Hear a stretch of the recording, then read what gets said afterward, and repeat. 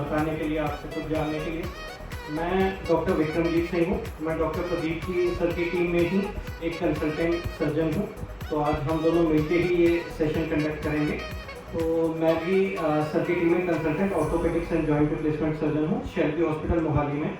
और आज हम एक ऐसे टॉपिक पे डिस्कस करेंगे जो कि स्पेशली इस गैदरिंग के लिए बहुत ज़्यादा ज़रूरी है, बहुत ज़्यादा इम्पोर्टेंट है। और मान के चलिए कि जितने हम लोग यहाँ पे प्रेजेंट हैं 50 to 70% लोग इससे थोड़ा बहुत जूझ रहे हैं, ऑस्टियोआर्थराइटिस नी।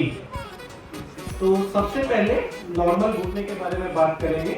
तो नॉर्मल घुटने में सबसे पहले जो चीज़ आती है वो आपने जो सबसे कॉमन लैंग्वेज में हम करते हैं कि जो घुटने की ग्रीस की लेयर है, कि हमारे घुटने की एक ग्रीस की लेयर होती है, उसको एक्चुअली में वो होती है कार्टिलेज लेयर।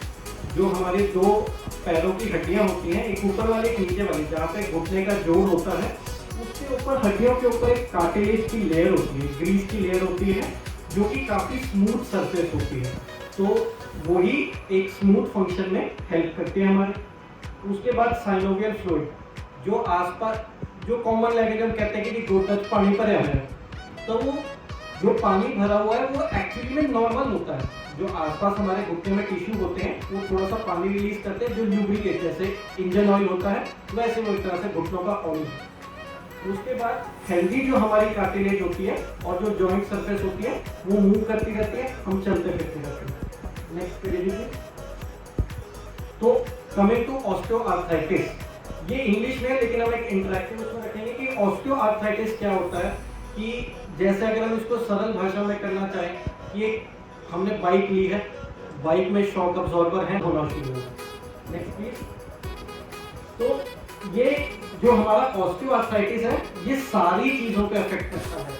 आर्टिकुलर कार्टिलेज मतलब जो हमारी ग्रीस की लेयर है, हड्डियां ऊपर और नीचे वाली दोनों, साइनोवियल मेम्ब्रेन जो आसपास का टिश्यू होता है, कैप्सूल जो एक पूरे घुटने के ऊपर एक तरह से प्रोटेक्टिव कवरिंग होती है, और आसपास की मसल्स और लिगामेंट जो चलने वगैरह में हेल्प करते हैं। Next please. आर्टिकुलर कार्टिलेज, इसमें हमने यही बताया है कि 1 सेंटीमीटर तक की जो हमारी ग्रीस की लेयर होती है वो उम्र के साथ हमारी थोड़ी थोड़ी घिसती रहती है, और जब वो एक पर्टिकुलर लेवल पे घिस जाती है तो नीचे से हड्डी एक्सपोज हो जाती है। Next please. Changes in bone, ये इंपॉर्टेंट है क्योंकि आर्टिकुलर कार्टिलेज मतलब ग्रीस की लेयर में तो घिसना ही है। जब हमारी हड्डियां घिसनी शुरू होती हैं तो दो चीजें होती हैं। एक तो तब दर्द बढ़ना शुरू होता है कि हमारा ग्रीस की लेयर हट गई, नसें आपस में हुई तो दर्द होना शुरू हुआ। और जो मेन चीज है, हमारा जो वजन होता है वो हमारे टांगों की अंदर वाली साइड से जाता है। तो जब वो घिसता है तो टांगे टेढ़ी होनी शुरू हो जाती हैं, क्योंकि वो अंदर की साइड से घिस रहा है तो वो ऐसे होने लग जाता है कि अंदर की साइड से घिस के। इसलिए आप कॉमनली देखेंगे 60-70 ईयर्स के मेजॉरिटी जो पेशेंट्स होते हैं जिनको तकलीफ होती है वो ऐसे थोड़ा टेढ़ा करके चलना शुरू हो जाते हैं, क्योंकि अंदर से वो हड्डी घिस चुकी है और वो दर्द भी करती है, अलाइनमेंट भी हमारा खराब होता है। और जो खराब चीज वो क्या करती है कि ऐसे टेढ़ा चल के हमारी कमर को भी अफेक्ट करने लग जाती है। हम हर स्टेप पे ऐसे चलते हैं तो हमारी कमर इफेक्ट होती है। और सबसे बड़ी बात है, ये एक प्रोग्रेसिव कंडीशन है, ये किसी भी स्टेज पे रुकती नहीं है। आप दवाई गोली लें या कुछ लें, ये उम्र बढ़ने से थोड़ी हम रोक सकते हैं, उम्र तो बढ़नी ही है। तो वो जैसे जैसे बढ़ती है वैसे वैसे हड्डी खराब होती है और वैसे वैसे हमारी हड्डियां टेढ़ी होनी शुरू होती है। देखिए, जो मैं आपको समझाना चाह रहा था कि हमारा जनरली चूल्हा और गोडा और गिट्टा एक सीधी लाइन होती है किसी भी जवान को आप देखेंगे, लेकिन जब ये कंडीशन होना शुरू होती है तो हमारे बीच में गोडे ऐसे होने लगते हैं जो कि दर्द करते हैं, चलने में दिक्कत करते हैं। प्लस कॉमन कंप्लेंट क्या होती है, गोडा को पर्याप्त लग गया पानी में, क्योंकि वो रगड़ रहा है तो साइनोवियल मेम्ब्रेन एक्स्ट्रा फ्लूइड बना है। ये उसमें ही हम यही बताएंगे कि साइनोवियल मेम्ब्रेन और कैप्सूल वो भी थोड़ा घिसते हैं, थोड़ा नया पानी बनाते हैं, जिसमें कहते हैं कि सोजा हो रहा है। और लिगामेंट्स और मसल, जब धीरे धीरे सबसे ज्यादा इनमें भी दिक्कत आती है कि जब घुटने दुखना शुरू होते हैं तो हम धीरे धीरे चलना कम शुरू हो जाते हैं। थोड़ा लगता है कि चल यार क्या बाजार जाए, कोई घर का ले आएगा, चल यार इस बार की किट्टी मिस कर देते हैं, इस बार का क्लब वाला संडे मिस कर देते हैं, क्यों दर्द सहना। तो जो बॉडी चल रही है वो चल रही है, उसकी मसल्स भी एक्टिव रहेंगी, लिगामेंट्स भी एक्टिव रहेंगे। लेकिन एक बार बेड पे बैठे तो फिर वो बॉडी थोड़ा सा धीरे धीरे मसल्स भी इनएक्टिव होनी शुरू होती है और लिगामेंट्स भी इनएक्टिव होने शुरू होते हैं। इसमें कुछ कुछ रिस्क फैक्टर्स हैं जो कि ऐसा कोई वो नहीं है। Age, this is the most common criteria कि ये उम्र का ही एक तरह से कंडीशन है कि जनरली अपार्ट फ्रॉम कुछ कंडीशन जैसे कि जिनको कुछ खून की तकलीफ है या कोई फ्रैक्चर है कुछ हो, ये जनरली 45 से 50 साल के ऊपर के लोगों में पाया जाता है। फीमेल्स आर मोर इन्वॉल्व, ये एक यूनिवर्सल रूल है। अगर आप किसी हॉस्पिटल में भी जाएंगे जिनके लोगों के ऑपरेशन हो रखे हैं, अगर 10 के ऑपरेशन है तो 6 से 7 फीमेल्स होती हैं और 3 से 4 मेल्स होते हैं। इसके दो मेजर रीजन होते हैं। एक तो after a certain age and menopause वगैरह के बाद हार्मोनल चेंजेस बहुत होते हैं, हड्डियां बहुत ज्यादा वीक होती हैं एकदम से, इसलिए वो हड्डियां कमजोर होने की वजह से ऑस्टियोआर्थराइटिस ज्यादा होता है। प्लस हमारी इंडियन फीमेल्स में थोड़ा हाइट भी कम रहती है, तो उसके हिसाब से अगर वेट ज्यादा हो तो घुटनों पे वजन ज्यादा पड़ता है तो वो जल्दी घिसते हैं। एंड थोड़ा सा हमारी मसल वीकनेस भी फीमेल्स में थोड़ी ज्यादा होती है। मेल्स में थोड़ी मसल ज्यादा अच्छी होती है, फीमेल्स में कम होती है, इस वजह से वो ज्यादा अफेक्ट करते हैं। डायग्नोसिस ऑफ नहीं है, हमको ये पता कैसे चलता है। देखिए वैसे ये तो 2-3 हम टेस्ट कर सकते हैं, ब्लड एग्जामिनेशन कर सकते हैं, उसका पानी निकाल के दे सकते हैं, लेकिन एक x-ray is more than enough. In 90% of the condition एक एक्सरे हमें सीधा सीधा बता देता है कि ये जो घुटना है उनका अलाइनमेंट भी खराब हो रहा है, साथ में उसकी ग्रीस की लेयर भी खत्म हो रही है। वो कैसे बताते हैं हम अभी आगे जानेंगे। और क्लिनिकल सिम्टम्स, पेशेंट किस तकलीफ के साथ किसी डॉक्टर पे जाएगा, वो नॉर्मल है जो उसमें पाया जाता है। पेन होता है, पेशेंट को दर्द होएगा, चलने फिरने में दिक्कत होगी, थोड़ा टेढ़ा टेढ़ा करके चलेंगे, एक कहेंगे कि अंदर से चीसें पड़ती हैं, थोड़ा दर्द होता है, भारा भारा लगता है। एक्सरे करवाते हैं तो पेन एंड टेंडरनेस जनरली जैसा मैंने आपको बताया अंदर की साइड पे होगा, वो दोनों साइड में घुटनों के अंदर की साइड पे होगा, क्योंकि वहां से हमारा वेट जाता है और वही चीज हमें ज्यादा तकलीफ करती है। स्टिफनेस मतलब चलने फिरने में थोड़ा अच्छा न लगना, मसल की स्टिफनेस हो जाए क्योंकि मसल्स भी हमारी वीक रहती हैं। ये हमारा नॉर्मल घुटना है। आपको जो ऊपर वाली हड्डी और नीचे वाली हड्डी दिख रही है, बीच में सबसे कॉमन बताया जाता है कि देखिए बीच में गैप है। बीच में गैप नहीं होता, बीच में वो ग्रीस की लेयर होती है जो मैंने आपको बताया, वो क्योंकि एक्सरे में सिर्फ हड्डियां दिखती हैं, वो ग्रीस वाली लेयर नहीं दिखती, इसलिए वो ऐसा गैप दिखती है। और एक नॉर्मल घुटने में दोनों साइड पे, अंदर और बाहर की साइड में इक्वल जगह होनी चाहिए।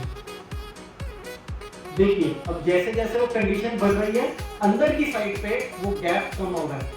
अब गैप कोई नहीं कम हो रहा, वो ग्रीस की जब लेयर में दिक्कत आई तो आपस में हड्डियां टकरा रही हैं, जिसकी वजह से आप देखिए वो घुटना थोड़ा सीधा लगे, थोड़ा टेढ़ा भी लगना शुरू हो गया। और ये एक फाइनल कंडीशन होती है जब एक साइड से पूरी हड्डी से हड्डी टकराना शुरू हो जाती है और काफी दर्द और चलने में दिक्कत आने लगती है। ये हम जल्दी जल्दी ग्रेड समझ लेंगे कि पहले ग्रेड में एकदम नॉर्मल रहता है, दूसरे में थोड़ी जगह कम होनी शुरू हुई, तीसरे में और कम होनी शुरू हुई और चौथे में हड्डियां जब रगड़ने लगी तो दर्द होता है। जनरली हमारे पास पेशेंट्स आते हैं चौथे ग्रेड में, जबकि उनको आना चाहिए दूसरे ग्रेड में, क्योंकि हम सोचते हैं कि चलो अभी तो काम चल रहा है, अभी थोड़ी दवाई गोली ले लेते हैं, थोड़ी फिजियोथेरेपी करा लेते हैं, लेकिन आइडियली हमारे पास स्टेज 2 में आना चाहिए, क्योंकि इस कंडीशन को देखिए हम रोक तो नहीं सकते, लेकिन प्रोग्रेस को मे भी थोड़ा स्लो कर पाएंगे अगर ग्रेड 2 में। नेक्स्ट मैनेजमेंट, इसको हम ट्रीट कैसे करेंगे। तो शुरू में हमेशा इसमें पेशेंट को पहले एक तो अच्छे से काउंसलिंग करी जाती है कि हमें डरने की कोई बात नहीं है, ये कोई बीमारी नहीं है, this is not a disease. हम अभी जैसे हमने बहुत इंपॉर्टेंट जो भी इस टाइम बीमारियां चल रही है, डेंगू टाइफाइड वगैरह उस पर डिस्कस किया, ये कोई बीमारी नहीं है, ये सिंपल एजिंग है। तो पेशेंट को हमें समझाना है कि इसमें घबराने वाली बात नहीं है, हमारे बाल सफेद हुए हैं तो हमारे गोडे भी घिस रहे हैं, तो एक नॉर्मल चीज है। तब उसमें हम एक न्यूट्रिशन शुरू करते हैं, अच्छी प्रोटीन वाली डाइट लें, थोड़ा वेट कम करें। ऐसा नहीं है कि ऐसे वेट वालों को होगा, बहुत लीनियंस देने वालों को भी होगा, लेकिन वेट थोड़ा एक एडेड प्रेरोगेटिव फैक्टर है, वो अगर कम करें तो उसमें होगा। थोड़ी सी हम एक्सरसाइज बताते हैं, थोड़ी सी मेडिकेशन बताते हैं। मेडिकेशन में हम मेजरली पेन किलर शुरू से देते हैं, बट पेन किलर आज चाहे बुक में है, बट पेन किलर हम चाहते हैं कि हम अवॉइड करें, क्योंकि कंडीशन वो पेन किलर हम देंगे 6-8 घंटे थोड़ा दर्द ठीक होगा, लेकिन वो फिर से आ सकता है। बेटर है कि हम थोड़े से न्यूट्रिशनल सप्लीमेंट्स दें, थोड़ा कैल्शियम, थोड़ा विटामिन डी दें, थोड़ी एक्सरसाइज समझाएं और उनको करें कि आप अपनी एक्टिविटी कंटिन्यू करिए। पेन किलर देंगे, जरूर देंगे। अब किसी को कहीं जाना है, किसी को कोई तकलीफ है तो डेफिनेटली पेन किलर्स दे सकते हैं, बट रेगुलर लेवल पे कभी पेन किलर्स वैसे भी नहीं लेने चाहिए लॉन्ग टर्म में, वो उनके अपने साइड इफेक्ट्स होते हैं। देख रहे हैं अपने सामने, मैं बड़ा अच्छा लग रहा थोड़े विच आने का मैंने मौका मिल रहा है। And thanks Shalby. Doctor Vikram मेरी टीम का पार्ट ने, मैं थे चेयरमैन ज्वाइन करे and he is a real good asset. इन्हें अपनी टॉक इस सब्जेक्ट में बड़ा सिंपलीफाई करके थोड़े सामने रखा है। तो मैं कुछ ਜਿਹੜੇ थॉट्स अपने जरूर हर जगह शेयर करता हूँ। लाइक ये है एक एस्पैक्ट ऑस्टियोआर्थराइटिस हो गया, हाउ वी आर मैनेजिंग, पर साढ़े लिए ये भी इंपॉर्टेंट है कि असी प्रिवेंशन वाल की ध्यान देइए। एज ए कॉमनर साढ़े मन से ये सवाल आना सुभाविक है कि भी आप ऑस्टियोआर्थराइटिस होने ना दईए या बोन्स की वीकनेस होने ना दईए, या क्या साढ़े दिनचर्या यहो जी चीज़ां जिहड़ियां आपां कर सकते हैं और जिहदे नाल आपां अपनी बोन्स नूं जॉइंट्स नूं हेल्दी रख सकते हैं। तो एज यू आर अवेयर साड़ी अगर कार्टिलेज नूं देखा जाए, सारी चीज़ कार्टिलेज पर रिवॉल्व करती है and then on the underlying bone. Cartilage दे विच 80% वाटर कंटेंट हुंदा है। सो सानू अपना day to day life body की हाइड्रेशन बहुत ज़रूरी है। साडा वाटर इनटेक किसी भी कारण से घट नहीं होना चाहिए। लेडीज़ लिए पर्टिकुलरली ये प्रॉब्लम होंगी है बिकॉज साढ़े कंट्री अज भी washrooms and all these are an issue especially at workplace or at markets. So we need to work more on that. पर अपनी हाइड्रेशन का ख्याल रखना है, अच्छी डाइट वाल ध्यान रखना है, calcium, vitamin D, phosphorus, then good exposure to sunlight. अगर आप जनरल देखिए कि जनरल अपने अराउंड 30 to 40 मिनट्स की जी वॉक है, दैट्स ए मस्ट। उस तो ज़्यादा हो जाए तो बहुत अच्छी गल है, but that is a must. और ये साड़ी अर्ली लाइफ तो ये स्टार्ट हो जाना चाहिए। इट्स नॉट दैट कि व्हेन वी आर क्रॉसिंग 50 फिर आप उसके बारे सोचिए। It should be lifestyle and then we all are aware of the benefits of yoga. No doubt Ramdev ने इन्हों पॉपुलराइज करे, पर योगा तो साड़ी बहुत पुरानी पैथी है, 2500 साल पुरानी साड़ी पैथी हैगी है। एंड जो सानू फिजिकली भी स्ट्रॉन्ग करती है, मेंटली भी, स्पिरिचुअली भी। Then there are different methods, pilates ने, प्लैंक्स ने, these are western systems, muscle strengthening के लिए, कोर स्ट्रेंथनिंग के लिए। Why I am touching all this? देखो डीजनरेशन तो होनी है, whether we talk of knees, whether we talk of spine, that's a part of ageing.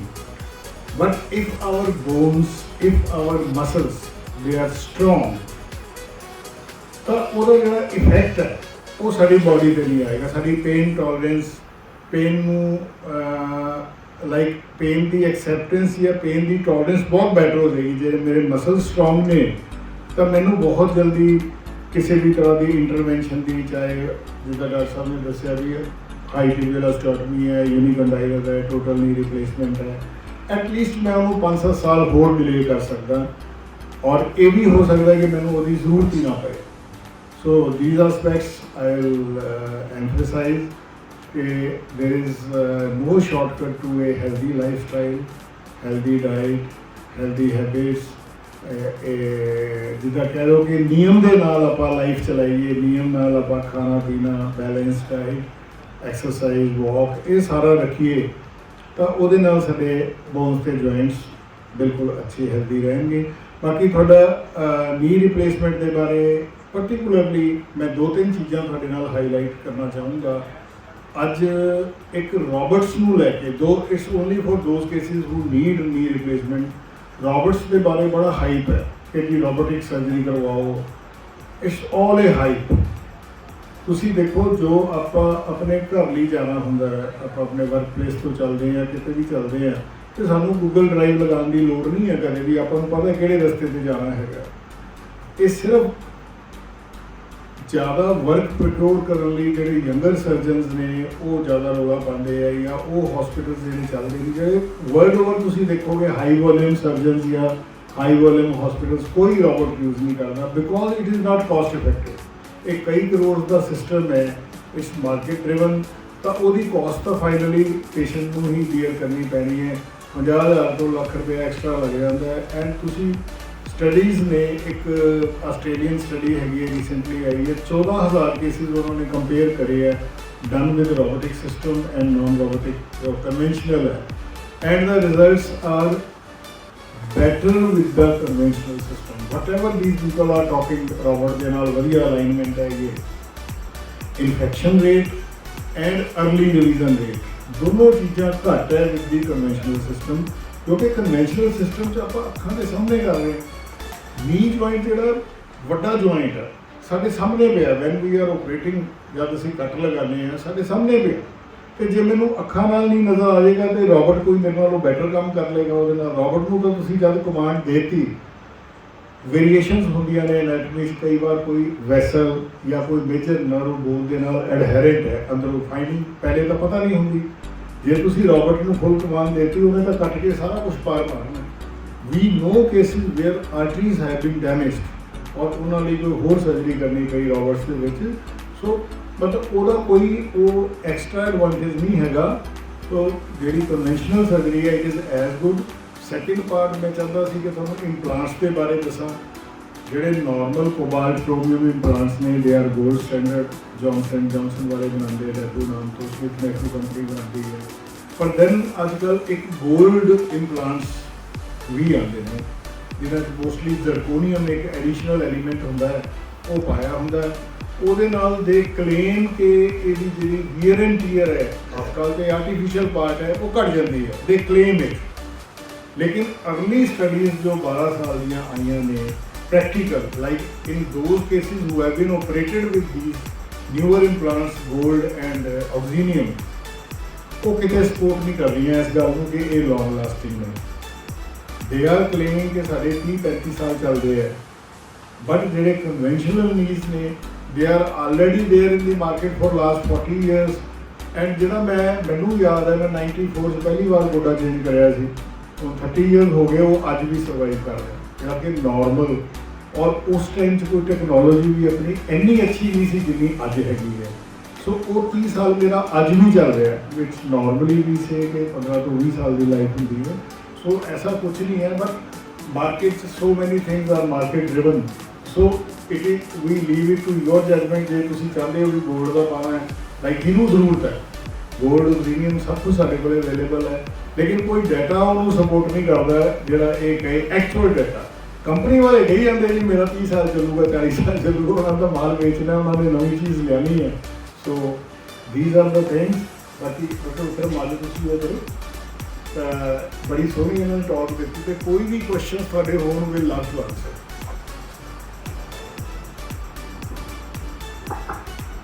Need replacement ਜਿੱਦਾਂ ਸੀਕੇ ਟੈਸਟ ਦੇ ਵਿੱਚ ਅਗਰ ਜਿਹੜੀ ਹੈਗੀ ਉਹ ਕਿਹੜੀ ਐਡਮਿਸਿਬਲ ਹੈ? ਨਹੀਂ CGHS ਆਪਣੀ ਸਟੈਂਡਰਡ ਜਿਹੜੀ ਕੋਬਾਲਟ ਕ੍ਰੋਮੀਅਮ ਉਹ ਅਲਾਓ ਕਰਦਾ ਹੈ।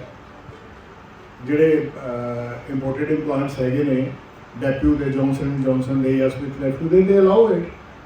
ਮਤਲਬ ਉਹ ਬਲੈਕ ਨੀ ਵਾਲਾ ਜਾਂ ਗੋਲਡ ਨੂੰ ਅਲਾਓ ਨਹੀਂ ਕਰਦੇ ਕਿਉਂਕਿ ਉਹ ਹਜੇ ਉਹਦੀ ਕੋਈ ਪੋਜ਼ਿਟਿਵਿਟੀ ਆਈ ਨਹੀਂ ਹੈ। ਕੰਪਨੀਆਂ ਕਹੀ ਜਾਂਦੀਆਂ ਵੀ ਸਾਡਾ ਪਾਰਟ ਚੰਗਾ ਹੈ ਲੇਕਿਨ ਉਹਦੀ ਕੋਈ ਅਥੈਂਟੀਕੇਸ਼ਨ ਹੈ ਨਹੀਂ। ਉਹ ਜੋ ਅਰਲੀ ਸਟੱਡੀਜ਼ ਹੈ as I shared with you 12 ਸਾਲ ਦੀ ਉਹ ਕੁਝ ਉਹਨੂੰ ਸਪੋਰਟ ਨਹੀਂ ਕਰ ਰਹੀਆਂ ਉਹਨਾਂ ਦੇ ਕਲੇਮ ਨੂੰ। ਉਹਨਾਂ ਨੇ ਕੀ ਕਰਿਆ ਕਿ ਉਹ ਪਾਰਟ ਲੈ ਕੇ ਨਾ ਲੈਬ ਦੇ ਵਿੱਚ ਉਹ ਰੈਪੀਟੀਟਿਵ ਸਾਈਕਲਸ ਕਰਕੇ ਉਹਨਾਂ ਨੇ ਇੱਕ ਡਾਟਾ ਕੱਢਤਾ ਕਿ ਜੀ 30-35 ਸਾਲ ਕੱਟੂਗਾ। But lab situation and actual life situation is different. You cannot simulate or you cannot compare the two things. So as on data ਜਿਹੜਾ ਹੈ ਆਈ ਡੋਂਟ ਸੇ ਕਿ ਗੋਲਡ ਵਾਲਾ ਖਰਾਬ ਹੈ ਜਾਂ ਆਕਸੀਨੀਅਮ ਖਰਾਬ ਹੈ ਬਲੈਕ ਨਹੀਂ ਖਰਾਬ ਹੈ ਠੀਕ ਹੈ। ਲੇਕਿਨ ਹਜੇ ਤੱਕ ਜੋ ਡਾਟਾ ਹੈ ਉਹ ਉਹਦੇ ਫੇਵਰ 'ਚ ਇੱਦਾਂ ਨਹੀਂ ਜਾਂਦਾ ਕਿ ਆਪਾਂ 50,000 ਰੁਪਇਆ ਉਸ ਨਾਮ 'ਤੇ ਆਪਾਂ ਫਾਲਤੂ ਲਗਾਈਏ। That's the position. ਤਾਂ ਠੀਕ ਹੈ ਸਰ ਤੁਸੀਂ ਕਹਿੰਦੇ ਕਿ ਅਸੀਂ ਇਹ ਨਹੀਂ ਕਹਿ ਸਕਦੇ ਕਿ ਗੋਲਡ ਵਾਲਾ ਖਰਾਬ ਹੈ ਕਿਉਂਕਿ CGHS ਵਾਲਾ ਖਰਾਬ ਹੈ। ਨਹੀਂ ਉਹ बढ़िया है that is gold standard. I will use the word that is gold standard that is there for last 40 years already. ਕਿਉਂਕਿ ਇੱਥੇ ਤਾਂ ਸਾਰੇ ਸੀਜਨ ਤੇ ਹੈਗੇ ਜਿਹਨਾਂ ਦਾ ਵੀ ਜਾਣਾ ਉਹ ਕਹਿੰਦੇ ਇਹ ਪਾਣਾ ਜੀ ਕਈ ਦਫਾ ਡਾਊਟ ਰਹਿੰਦੀ ਸ਼ਾਇਦ ਨਹੀਂ ਮੈਂ ਉਹੀ ਤੁਹਾਡੇ ਮਾਈਂਡ 'ਚ ਮੈਂ ਤੁਹਾਨੂੰ ਕਲੈਰੀਫਾਈ ਕਰਨਾ ਚਾਹੁੰਦਾ ਸੀ ਕਿ ਗੋਲਡ ਦਾ ਜਾਂ ਆਕਸੀਜਨ ਦਾ ਕੋਈ ਐਡਿਡ ਐਡਵਾਂਟੇਜ ਹਜੇ ਤੱਕ ਕੋਈ ਸਟੱਡੀ ਨਹੀਂ ਕਹਿੰਦੀ, ਕਿਉਂਕਿ ਜਿਸ ਦਿਨ ਇਹ ਸਟੱਡੀਜ਼ ਐਸਟੈਬਲਿਸ਼ ਕਰ ਦੇਣਗੇ, ਜੇ ਗਵਰਨਮੈਂਟ CGHS ਜਾਂ ECHS ਨੂੰ ਜਾਂ ਹੋਰ ਆਪਣੇ EMPLOYEES ਨੂੰ ਜੇ 3-3.5 ਲੱਖ ਰੁਪਏ ਪਾਸ ਕਰ ਰਹੇ ਤਾਂ 4 ਵੀ ਕਰ ਦੇਣਗੇ, ਉਹਨਾਂ ਨੂੰ ਕੀ ਫਰਕ ਹੈ? They must be convinced with the product, I think. That's the issue. Doctor साहब मेरी क्वेरी है, एक मेरे नॉन है उन्होंने लीव प्लेसमेंट कराया था बट वो सक्सेसफुल नहीं हुआ, तो क्या ये प्रोसीजर दोबारा हो सकता है उन्होंने? सर ਇਹ ਇੰਡੀਵਿਜੂਅਲਾਈਜ਼ ਕਰਨਾ ਪੈਂਦਾ, ਦੇਖਣਾ ਪੈਣਾ ਵੀ ਜੇ ਉਹ ਸਕਸੈਸਫੁਲ ਨਹੀਂ ਹੋਇਆ ਲਾਈਕ ਉਹਨਾਂ ਨੂੰ ਕੀ ਪ੍ਰੋਬਲਮ ਆਈ ਹੈ। ਵਾਸ देयर ਸਮ ਲੂਜ਼ਨਿੰਗ, ਫਿਰ ਲੂਜ਼ਨਿੰਗ ਹੁੰਦੀ ਹੈ ਏਸੈਪਟਿਕ ਐਂਡ ਸੈਪਟਿਕ, ਮੰਨ ਲਓ ਸੈਪਟਿਕ ਇਨਫੈਕਸ਼ਨ ਹੋ ਗਈ ਪਰ ਮੈਨੇਜ ਹੋ ਜਾਂਦਾ, ਨਾਰਮਲੀ ਮੈਨੇਜ ਹੋ ਜਾਂਦਾ, ਮਲਟੀਪਲ ਆਪਰੇਸ਼ਨਸ ਕਰਨੇ ਪੈਂਦੇ। ਮੰਨ ਲਓ ਇਨਫੈਕਸ਼ਨ ਹੈ, ਸਪੋਜ਼ ਆਪਾਂ ਮੰਨ ਕੇ ਚੱਲੀਏ ਵੀ ਇਨਫੈਕਸ਼ਨ ਹੋ ਗਈ ਤਾਂ ਆਪਾਂ ਨੂੰ ਉਹ ਵਾਲਾ ਪਾਰਟ ਕੱਢਣਾ ਪੈਂਦਾ, ਫਿਰ ਉਹਦੇ 'ਚ ਸੀਮੈਂਟ ਦੇ ਸਪੇਸਰ ਹੁੰਦੇ ਐਂਟੀਬਾਇਓਟਿਕ, ਉਹ ਪਾ ਕੇ ਛੱਡਣੇ ਪੈਂਦੇ 2-3 ਮਹੀਨੇ। ਵੰਸ ਦਾ ਬੋਨ ਇਜ਼ ਸਟਰਲਾਈਜ਼ਡ, ਫਿਰ ਉਹਦੇ ਰਿਵੀਜ਼ਨ ਇੰਪਲਾਂਟਸ ਹੁੰਦੇ ਆ, ਉਹ ਦੁਬਾਰਾ ਸਰਜਰੀ ਹੋ ਜਾਂਦੀ ਹੈ। ਠੀਕ ਹੈ, ਲਾਈਕ 2 ਵਾਰ ਉਹਦੀ ਫਰਦਰ ਸਰਜਰੀ ਐਕਸਪੈਕਟਡ ਹੈ, ਬਟ ਇਨਫੈਕਸ਼ਨ ਵਾਲੇ ਕੇਸਿਸ ਦੇ ਵਿੱਚ 30% ਤੱਕ ਚਾਂਸ ਹੈਗਾ ਦੁਬਾਰਾ ਫਿਰ ਇਨਫੈਕਸ਼ਨ ਹੋਣ ਦਾ। So that part we have to keep in mind. Nobody can say कि yes मैं हुने द्वारा करता है ठीक हो जाएगा. But again, say if somebody is unfortunate उस 30% ਦੇ ਵਿੱਚ फंस गया कि ਉਹਦੇ ਫਿਰ infection हो गई, फिर ਉਹਦੇ 'ਚ there is something called as arthrodisc, ਜਿਸ ਪੁਰਾਣੇ ਜ਼ਮਾਨੇ 'ਚ ਲੱਤ ਨੂੰ ਨਾ ਲੱਕੜ ਦੀ ਤਰ੍ਹਾਂ ਸਿੱਧਾ ਅਸੀਂ ਸਟ੍ਰੇਟ ਕਰਕੇ ਉਹਨੂੰ ਅੰਦਰੋਂ ਫਿਕਸ ਕਰ ਦਿੰਦੇ ਸੀ। So then that procedure is there. Like ਬੰਦਾ ਫਾਈਨਲੀ ਕੰਫਰਟੇਬਲ ਹੋ ਜਾਏਗਾ, ਨੋ ਡਾਊਟ ਉਹ ਇਸ਼ੂਜ਼ ਤਾਂ ਹੈ ਹੀ, ਲੱਤ ਜੇ ਨਹੀਂ ਮੁੜਦੀ ਹੈ ਨਾ ਉਹਦਾ, ਬਟ ਇਹ ਚੀਜ਼ ਦੇਖੋ ਤੁਸੀਂ ਇਨਫੈਕਸ਼ਨ ਹੋਣ ਦਾ ਚਾਂਸ TKR 1% ਹੈ ਸਿਰਫ, ਠੀਕ ਹੈ, ਔਰ ਅਗਰ ਹੋ ਗਈ ਔਰ ਇਨਫੈਕਸ਼ਨ ਨੂੰ ਤੁਸੀਂ ਟ੍ਰੀਟ ਕਰ ਲਿਆ, ਅਗੇਨ 30% ਚਾਂਸ ਹੈ, ਤੇ ਓਵਰਆਲ ਅਗਰ ਦੇਖੀਏ ਤਾਂ 0.3% ਚਾਂਸ ਰਹਿ ਜਾਂਦਾ ਹੈ ਕਿ finally we land into a permanent type of a problem. So that's a very minuscule thing. अगर आप overall देखिए, risk benefit ratio देखिए, I think that shouldn't be a deterrent for surgery. Anybody else has any question, please? कोई और question हो doctor साहब को?